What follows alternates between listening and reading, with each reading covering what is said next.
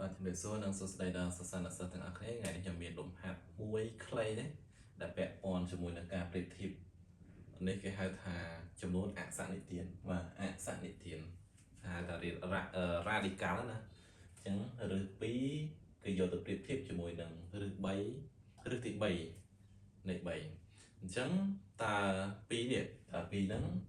មួយណាធំជាងមួយណាតូចជាងមួយណាអញ្ចឹងទៅអញ្ចឹងកុំឲ្យខាត់ពេលយូរតោះយើងទៅសិក្សាពីវាទាំងអស់គ្នាឥឡូវយើងនិយាយពីថាឬ2និងឬ3ឥឡូវខ្ញុំថាឧទាហរណ៍ថាបើសិនជាវាស្មើឬក៏វាយ៉ាងម៉េចចុះយើងដាក់ប្រអប់ទុកទៅឬ2ហើយប្រអប់កន្លែងនេះប្រអប់មានន័យថាវាអត់ដឹងថាស្មើទូចឬក៏ធំហើយដាក់ប្រអប់ទុកចឹងទៅណាហើយមួយទៀតឬ3បាទអញ្ចឹងយើងមើលបើសិនជាដាក់ក្នុង radical ហ្នឹងយើងមើលអត់ដឹងទេអត់ដឹងថាមួយណាធំហើយមួយណាតូចទេយើងមើលអត់ដឹងទេឥឡូវវិធីសាស្ត្រមួយវិធីសាស្ត្រកាពិតវិធីសាស្ត្រគឺមានច្រើនរបៀបដែលយើងអាចមិនដឹងទី1យើងទៅចែក radical នេះបញ្ចេញឲ្យអស់ទៅតើស្មើប្រមាណចុចប្រមាណអញ្ចឹងណាហើយ3ក៏ដូចគ្នាដែរយើងចែកឲ្យអស់ទៅតើឃើញស្មើប្រមាណចុចប្រមាណតោះមកយើងអាចប្រៀបធៀបបានឬក៏វិធីសាស្ត្រមួយទៀតយើងបំបត្តិ radical ដោយវិធីសាស្ត្របំបត្តិ radical អីផ្សេងមកហ្នឹងហើយបំបត្តិ radical លើកស្វ័យគុណដើម្បីបំបត្តិ radical អញ្ចឹងទៅឬក៏មានច្រើនទៀតឥឡូវថ្ងៃនេះខ្ញុំមានចំណុចនោះគឺមួយចំណុចនោះគឺ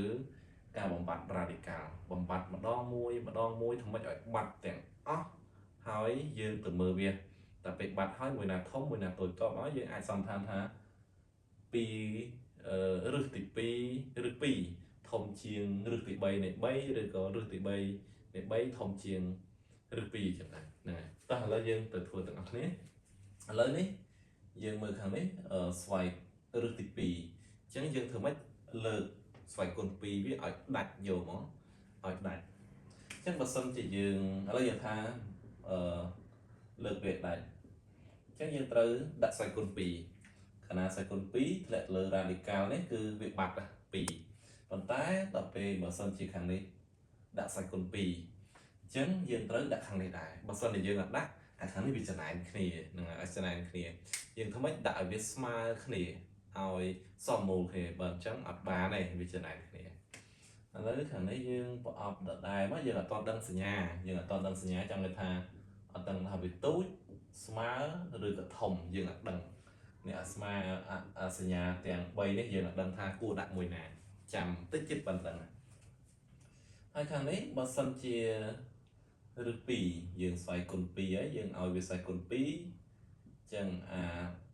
អានេះក៏ត្រូវតែស្វ័យគុណ2ដូចគ្នាឬទី3នេះក៏ឲ្យស្វ័យគុណសុំទោសស្វ័យគុណ2ណាស្វ័យគុណ2ដូចគ្នាចឹងឥឡូវយើងទៅមើលនេះទៀតយើងបានមកណាយើងអាចសើថា2នេះស្វ័យគុណ2ឥឡូវយើងសើកាត់អានេះ2សម្រួល2អស់ចឹងសល់2បញ្ចេញមកបាន2ហើយខាងនេះយើងបំបត្តិដែរបាត់អត់រួចចឹងយើងបាន3ស្វ័យគុណ2អញ្ចឹងណាចឹងយើងនៅតែអត់ទាន់រួចទេ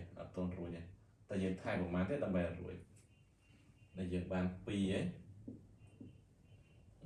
ចឹងនេះបាន9ឥឡូវយើង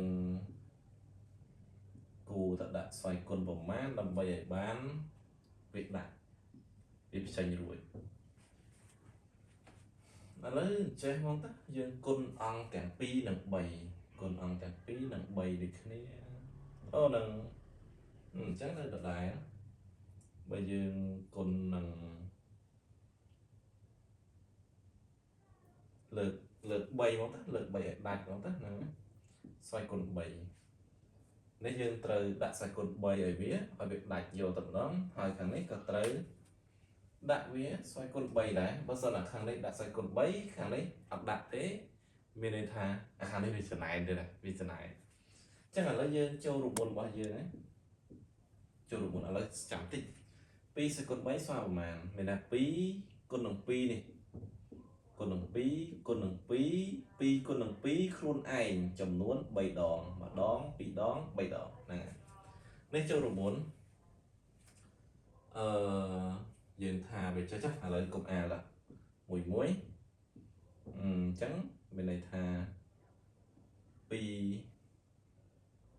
3 ដងស្វ័យគុណស្វ័យគុណយើងបាន6តោះយើងបាន6ឥឡូវយើងចូលរូបមុន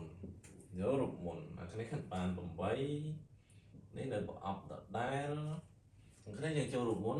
នឹងផ្សេងខាងក្រោមទៅចារូបមុនរបស់យើងគឺរឹសទី n នៃ a ស្វ័យគុណ m តើស្មើប្រមាណដើម្បីបញ្ចេញបានគឺយើងបញ្ចេញមកបានណាយកអាស្វ័យគុណខាងក្នុងចែកឲ្យស្វ័យគុណខាងក្រៅចឹងស្វ័យគុណខាងក្នុងរបស់យើងគឺ m ចែកឲ្យខាងក្រៅចឹងដល់លេខរបស់យើងខាងក្នុងនេះគឺសំទោស3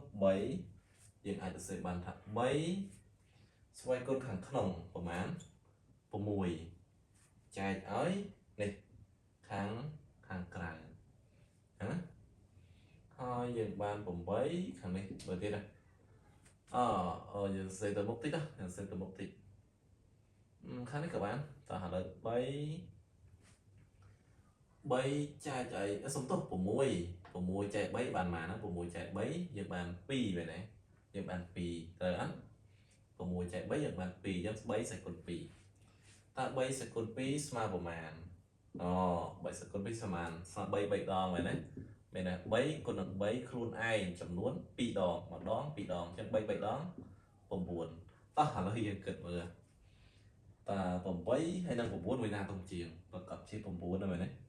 ចឹងបើសិនជា9ធំជាងអានេះក៏ធំជាងគឺនេះយើងធំជាងអញ្ចឹងបានន័យថាយើងបកមកវិញមក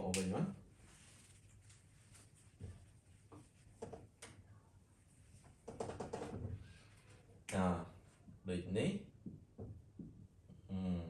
អីគេឬ2តូចជាងឬទី3នៃ3បាទ